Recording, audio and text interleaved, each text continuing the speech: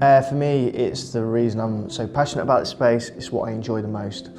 Historically, we've gone from being very laser focused on a particular ailment, and now what we're doing is really broadening that lookout around people's general well-being and making sure they're not just surviving or treating a condition, but more holistically they're able to get on with their life and lead perhaps what is a new normal life, but take from that, satisfaction, enjoyment, and look forward to the future with confidence.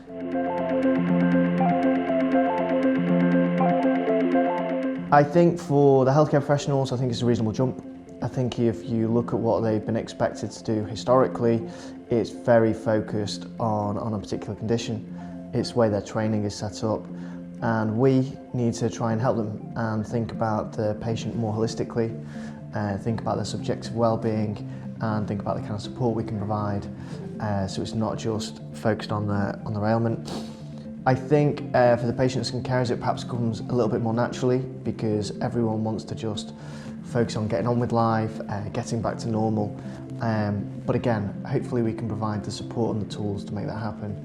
Even if it's little things such as sharing other patients and other carers' experience and tips on how to get on.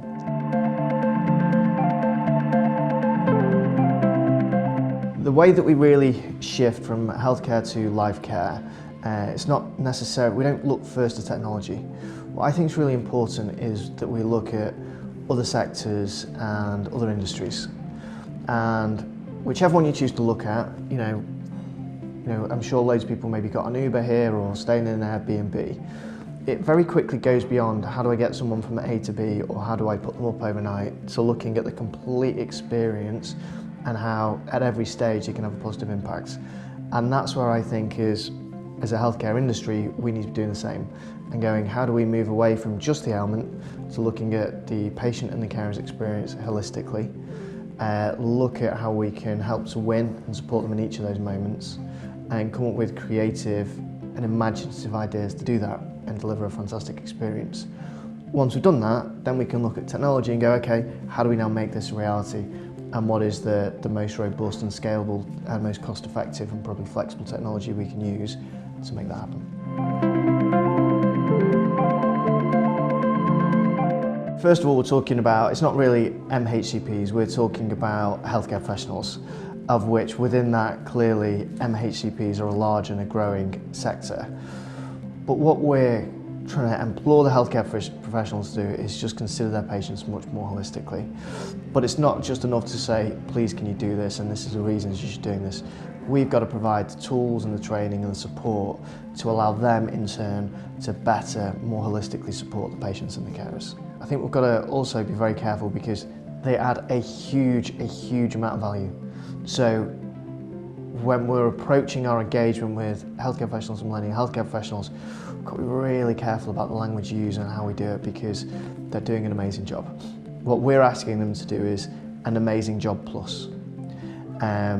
And we can do that by better education of them, more support, better services, better tools, try and help them to streamline their days so they can be more patient-centric. And they in turn can perhaps spend more time with the patient, get to understand more that's going on in their world, and provide more advice and counsel in addition to the treatment. Pharma can play a critical role in all of this, and it absolutely has to. We have the insight, we have the expertise, we have the determination, we have the passion, we have the community to make a real difference. And we need to go, okay, so what are we trying to do for patients as we go from healthcare to life care? Okay, how can we do that? And recognise the gateway that the clinician provides, and think about these tools and the services that can better support the clinician to in turn better support the patient with their life care.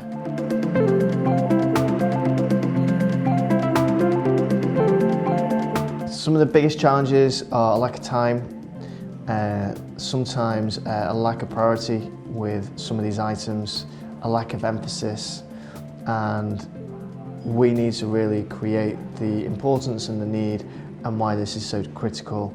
And once we've put it on the map, put it on the agenda as a pharma industry, about the importance of this broader care, then we need to provide the tools to make it happen. For me, this shift from healthcare to life care is a fantastic crusade.